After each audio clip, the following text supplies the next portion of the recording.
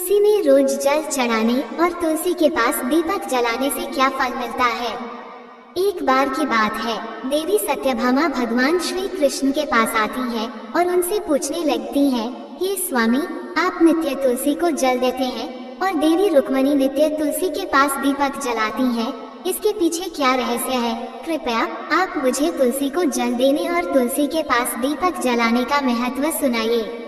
भगवान श्री कृष्ण कहते हैं, हे देवी सत्यभामा, तुमने अत्यंत महत्वपूर्ण प्रश्न किया है। देवी तुलसी लक्ष्मी का ही अवतार है। देवी तुलसी भगवान विष्णु को अत्यंत प्रिय है, इसलिए ये मुझे भी सबसे अधिक प्रिय है। मासों में कार्तिक और वनस्पतियों में मुझे तुलसी प्रिय है। जो भी मनुष्य तुलसी को जल देता है, उस पर मेरी कृपा सदैव बनी रहती है।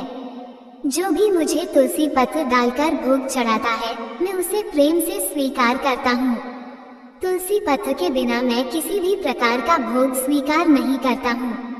हे देवी, अब मैं तुम्हें तुलसी को जल देने और तुलसी के पास दीपक जलाने का महत्व सुनाता हूँ, इसीलिए तुम इस कथा को ध्यान से सुनो।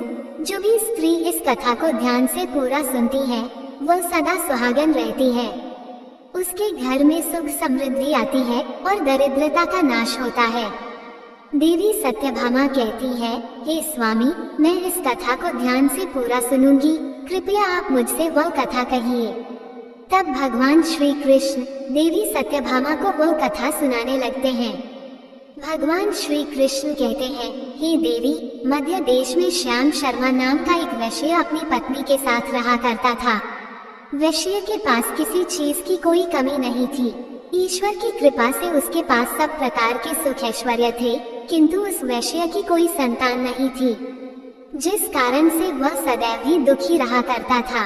उसे वैद्य ने संतान प्राप्ति के लिए कई उपाय बताए। उसने दान धर्म किया, अनेक प्रकार के वैद्य भी बुलाए, उनसे नाना प्रकार के उपचार भी किया, किंतु फिर भी उसे कोई संतान नहीं हो रही थी। फिर एक दिन वो वैश्य महामुनि वशिष्ठ जी से मिलने के लिए उनके आश्रम पर जाता है। मुनि वशिष्ठ श्याम शर्मा का स्वागत करते हैं और कुशल मंगल पूछते हैं। तब वो श्याम शर्मा मुनि वशिष्ठ जी से कहता है, हे मुनिवा, मैं अत्यंत दुखी हूँ, मेरी कोई संतान नहीं है और संतान के बिना मेरा उद्धार कैसे होगा। मैंने संतान प्राप्ति के लिए अनेक उपाय भी किया, किंतु मुझे संतान नहीं हो रही है। कृपया आप ही बताइए कि मुझे किस कारण से पुत्र की प्राप्ति नहीं हो रही है। क्या मुझसे जाने अनजाने में कोई पाप हुआ है? तब मुनि वशिष्ठ जी अपनी दिव्य दृष्टि से श्याम शर्मा के पूर्व जन्म के बारे में जान लेते हैं। वशिष्ठ जी कहते हैं, हे वत्स, पिछले जन्म में तुम्हारे द्वारा घोर पाप हो गया था, इस कारण से तुम्हें इस जन्म में संतान सुख प्राप्त नहीं हो रहा है। श्याम शर्मा कहता है, हे मुनिवा, कृपया मुझे बताइए, पिछले जन्म में मुझसे कौन सा पाप हुआ था और उस पाप से मुक्त होने के लिए मुझे कौन सा उपाय करना चाहिए। वशिष्ठ जी कहते हैं, हे वत्स, पिछले जन्म में तुमने जो अपराध किया था उसके विषय में सुनो। पिछले जन्म में तुम एक अहंकारी वैश्य थे। तुम्हारा जन्म धनवान कुटुंब में हुआ था।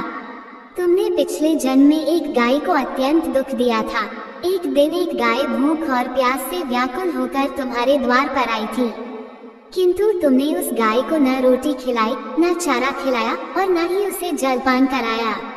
तुमने बड़ी ही निर्दयता से उस गाय को अपमानित करके घर से निकाल दिया। उस गाय ने अभी अभी बछड़े को जन्म दिया हुआ था और भूख से व्याकुल होने के कारण वह गाय वहीं पर मूर्छित होकर गिर पड़ी और उस दिन वह अपने बछड़े को दूध नहीं पिला पाए, इसीलिए इस गाय ने तुम्हें श्राप दे दिया था। इस गाय के श्राप के कारण तुम्हारी ऐसी दुर्दशा हुई है। उस गाय के श्राप के कारण तुम्हें इस जन्म में संतान नहीं हो रही है। वशिष्ठ जी की बात सुनकर उसे श्याम शर्मा को बड़ा दुख हुआ और वह स्वयं को कोसते हुए कहने लगा, हाय, यह मैंने क्या किया। एक बेचारी दुखी गौ माता की सेवा नहीं की। मैंने बहुत बड़ा अपराध किया है और उसी का दंड मुझे भोगना पड़ रहा है। श्याम शर्मा वशिष्ठ जी से कहता है, हे मुनिवा, मुझे बहुत बड़ा अपराध हुआ है। अब मैं इस पाप का प्रायश्चित कैसे करूं? कृपया आप ही मुझे मार्गदर्शन कीजिए। मैंने जो पाप किया है उससे मुक्ति का कोई तो उपाय अवश्य होगा। मैं अपना सब कुछ देकर उसे पाप का प्रायश्चित करूंगा। कृपया आप ही कोई उपाय बताइए, मुझे संतान प्राप्ति कैसे हो सकती है? क्योंकि शास्त्र कहते हैं पुत्र के बिना मनुष्य का उद्धार नहीं हो सकता।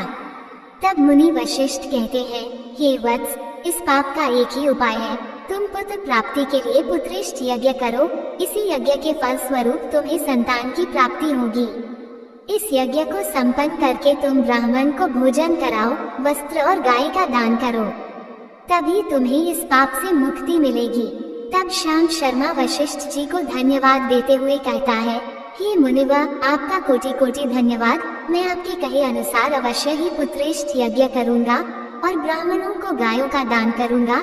इतना कहकर वह श्याम शर्मा शीघ्रता से अपने घर पर लौट आता है और अपनी पत्नी को सारी हकीकत सुनता है। फिर वे दोनों ही पुत्रेष्ठ यज्ञ की तैयारी करते हैं। अनेक ऋषि मुनियों को निमंत्रण देकर वह श्याम शर्मा पुत्रेष्ठ यज्ञ संपन्न करता है और उन ऋषि मुनियों तथा ब्राह्मणों को गाय का दान करता है। यज्ञ के संपन्न होने के पश्चात यज्ञ की आग से अग्निदेव प्रकट होते हैं और उस श्याम शर्मा से कहते हैं, हे श्याम शर्मा, आज तुम्हारा यज्ञ सफल हुआ है। तुमने पुत्र प्राप्ति के लिए ये यज्ञ किया था, इसीलिए तुम्हें मेरी कृपा से एक पुत्र की प्राप्ति होगी। किंतु तुम्हारे पुत्र की आयु केवल 18 वर्ष की ही होगी और 18 वर्ष समाप्त हो जाने के पश्चात तुम्हारे पुत्र की मृत्यु हो जाएगी। इतना कहकर अग्निदेव अंतर्ध्यान हो जाते हैं। पुत्रेष्ठ यज्ञ करके और अग्निदेव से पुत्र का वरदान प्राप्त करके वह श्याम शर्मा बहुत प्रसन्न तो हुआ, किंतु उसे बड़ा दुख भी हुआ। श्याम शर्मा ने सोचा, पुत्र न होने से अच्छा है कमायु वाला पुत्र ही ठीक है। फिर वह पहले की तरह अपने कार्य में लगा रहा। कुछ ही दिनों के पश्चात उसकी पत्नी ने गर्भ धारण किया। श्याम शर्मा ने पुत्र के जन्म से पूर्व किए जाने वाले सभी संस्कार किया और फिर उसे एक अत्यंत सुंदर पुत्र की प्राप्ति हुई। वह बालक बड़ा ही तेजस्वी दिखाई पड़ रहा था। श्याम शर्मा ने पुत्र के जन्म के बाद किए जाने वाले भी सभी संस्कार किया और पुत्र को गुरुकुल में शिक्षा प्रदान की। श्याम शर्मा का पुत्र जैसे जैसे बड़ा होने लगा, श्याम शर्मा को बहुत अधिक चिंता सताने लगी। फिर जब उसका पुत्र 16 वर्ष का हुआ तो श्याम शर्मा की पत्नी ने उससे कहा, अब हमें अपने पुत्र का विवाह कर देना चाहिए। हमारा पुत्र अब विवाह के योग्य हो गया है। श्याम शर्मा ने कहा, हे प्रिय, विधि के विधान के अनुसार हमारे पुत्र की आयु केवल 18 वर्ष की ही है। 18 वर्ष के पश्चात हमारे पुत्र की मृत्यु हो जाएगी, इसलिए हमें इसका विवाह करके किसी कन्या के जीवन को बर्बाद नहीं करना चाहिए। वह तो 2 वर्षों बाद विधवा हो जाएगी, फिर उसे जीवन में अनेक कष्ट सहन करने पड़ेंगे। लेकिन श्याम शर्मा की पत्नी नहीं मानी, वह अपने पुत्र का विवाह होता देखना चाहती थी। श्याम शर्मा की पत्नी कहती है, हे नाथ, कुछ भी हो, मैं अपने पुत्र को अविवाहित मरते हुए नहीं देख सकती। हमारे पास किस चीज की कमी है? हमारी पुत्र वधू इस संपत्ति को प्राप्त करके सुखी जीवन जी सकती है। इसलिए अब आप संकोच न करें और हमारे पुत्र के लिए सुंदर कन्या की खोज करें। अपनी पत्नी के मन के आगे श्याम शर्मा की एक न चली और फिर वह पुत्र के विवाह के लिए मान गया। फिर उसने पास ही के नगर में रहने वाले एक अत्यंत गरीब वैश्य की पुत्री के साथ अपने पुत्र का विवाह संपन्न किया। श्याम शर्मा की बहू का नाम सुभद्रा था। वह अत्यंत गुणवान, चरित्रवान और पतिव्रता नारी थी। वह अपने पति के मृत्यु की बात को नहीं जानती थी। सुभद्रा नित्य अपने सास, ससुर और अपने पति की सेवा करने लगी। वह सभी के साथ बड़े प्रेम से रहती और कभी किसी की आज्ञा का उल्लंघन नहीं करती थी। उसने अपनी मधुर वाणी और कार्य कुशलता से सभी के मन को जीत लिया। इस प्रकार से 2 साल बीत गए और फिर वह समय निकट आ गया जब श्याम शर्मा के पुत्र की मृत्यु होने वाली थी। श्याम शर्मा को बड़ा भय लगने लगा। फिर एक दिन उसने अपनी बहू को बुलाया और उसे क्षमा मांगते हुए कहने लगा, हे बहू, तुम मुझे क्षमा कर देना, मैंने तुम्हारे साथ बड़ा अन्याय किया है। सुभद्रा ने कहा, हे ससुर जी, आप ऐसा क्यों कह रहे हैं? आप मुझसे क्षमा मांगकर लज्जित